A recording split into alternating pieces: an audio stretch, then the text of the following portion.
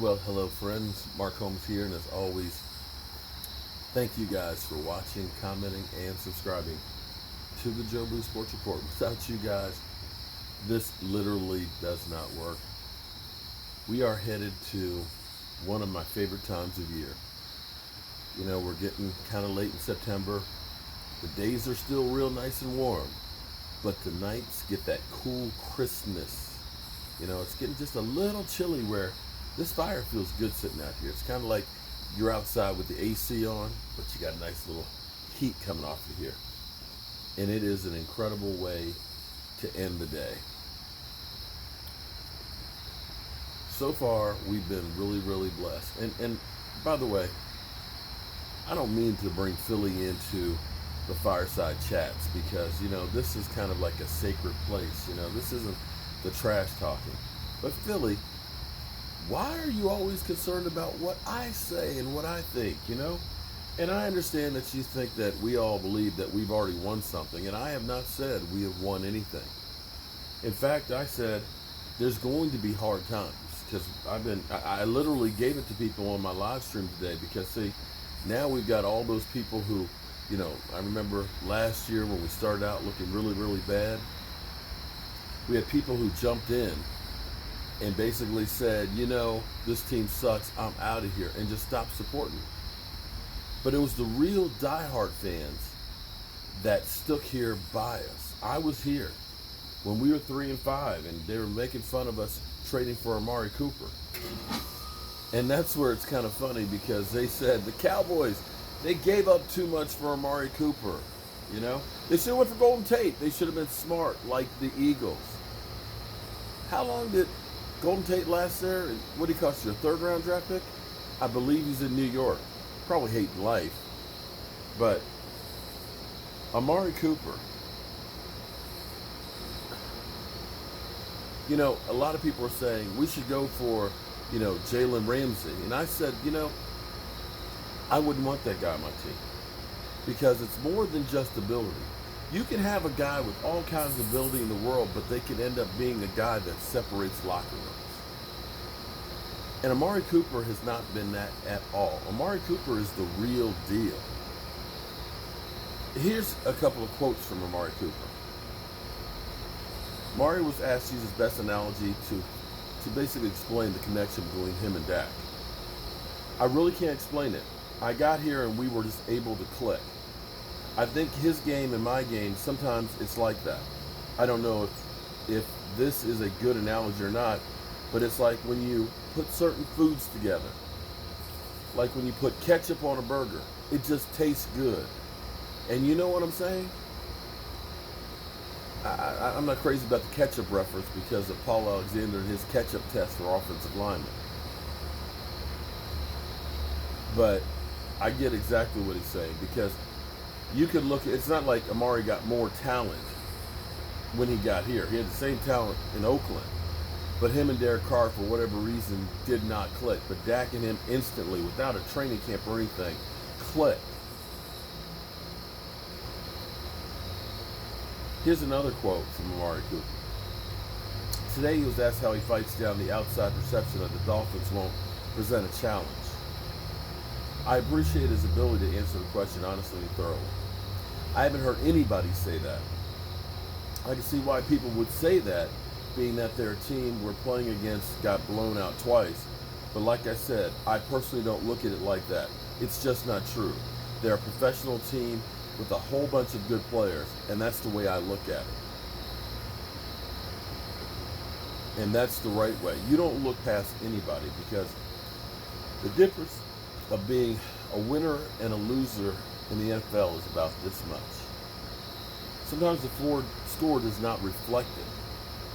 But sometimes it's just shit happens and you get a blowout. But really, it's not that much difference. It could be a couple of turnovers that give the other team hope and momentum. I remember against the Rams, we were rolling in that game, and then we had Ryan Switzer fumble a punt. They got an easy touchdown, and all of a sudden they got momentum back on their side, and they rolled through. I believe had we not fumbled that punt, we won that game. Here's another quote from Ezekiel Elliott. about that 20-point favorites that we are.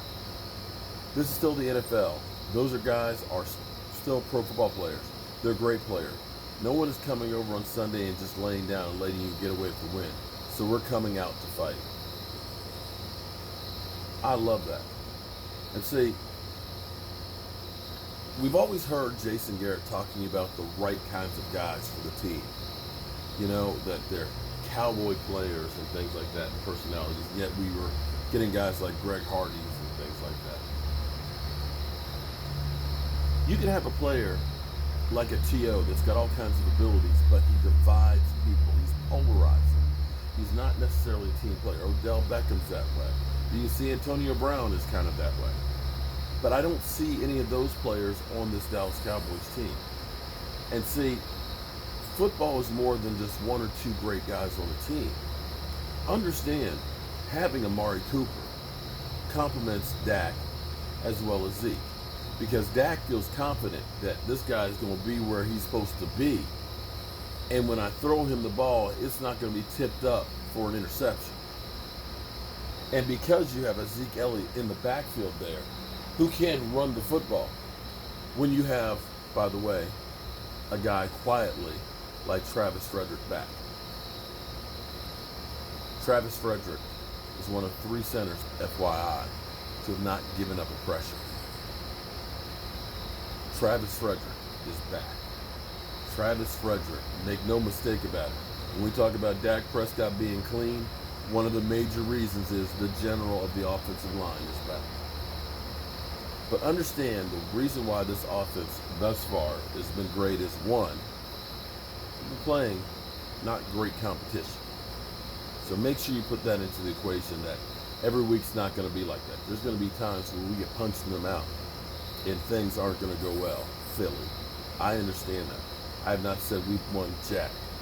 I've said that we're going to have good times and we're going to have some bad times. We're going to have some parts there where we don't look real good. It's how you relate and how you recover to them. But understand, this is the best team that we've had in a long time. And I'm not just saying just because of those 2 blowouts. I look at the fact that we've lost a number 1 wide receiver for a couple of weeks, but I don't think we're going to bat an eye. I look at us losing a safety and being able to recover.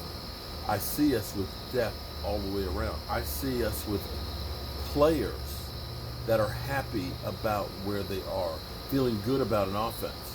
You know, we're not throwing the playbook down. We're looking at the body language of these guys, and they believe in what is being cooked up by Kellen Moore.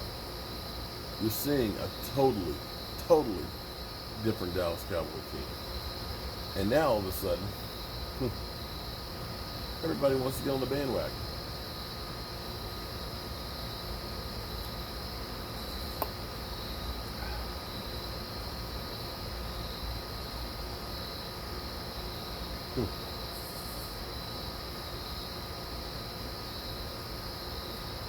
One thing I learned in life, I learned it the hard way.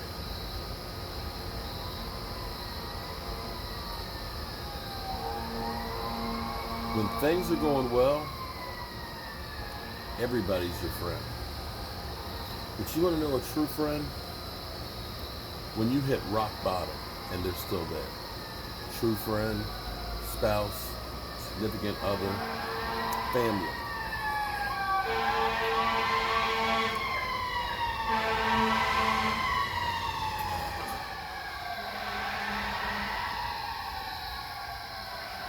When the shit hits the fan, that's when you know who's really with you.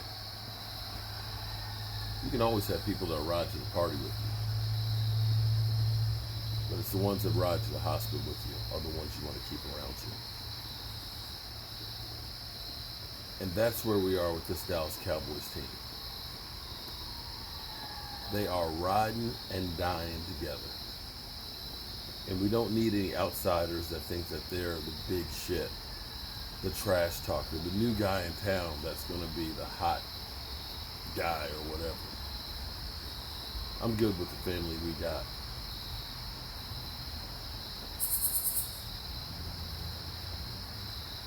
I think that they'll be able to handle some adversity. Well, I gotta go put some ice on my knees. Take some ibuprofen and go lay these old dead bones down. You ain't gotta go home, but it's time to turn out the lights because this party's over.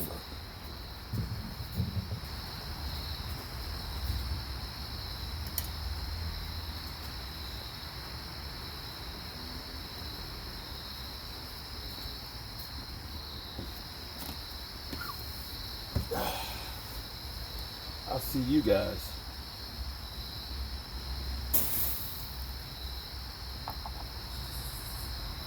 in the morning. Yippee-ki-yay, motherfuckers.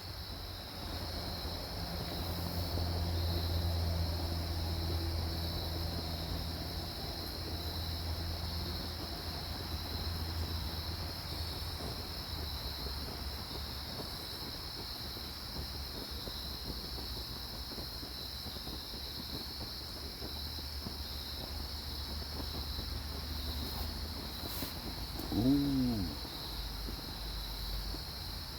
I look like I have no body, just a head. Ooh.